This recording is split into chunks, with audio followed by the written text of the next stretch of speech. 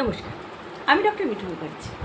আমি আবার রাহু ঠিক করার একটা ছোট্ট 3টে উপায় দিয়ে, যাদের রাহু খারাপ, কিভাবে খারাপ, কেন খারাপ, সব কিন্তু আগে দেওয়া আছে। তো ঠিক কী করে করবেন আমি সেটা বলছি।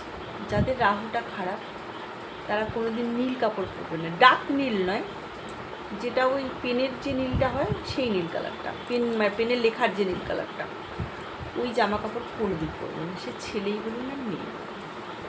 2 নম্বর যেটা করবেন, মাকে ভালোবাসবেন, মানে মাতৃতুল্য যেই থাকবে তাকে একটু সেবা করার চেষ্টা করবেন।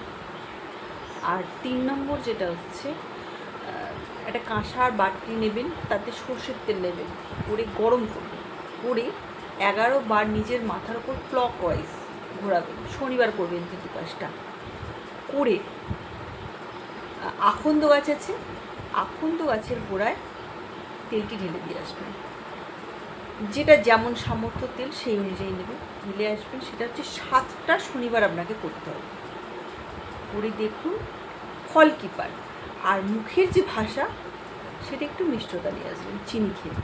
ভালো লাগলে লাইক কমেন্ট শেয়ার করবেন। নমস্কার। রোজ মধু খাবেন, তাহলে ভাষা মিষ্টি হয়ে যাবে।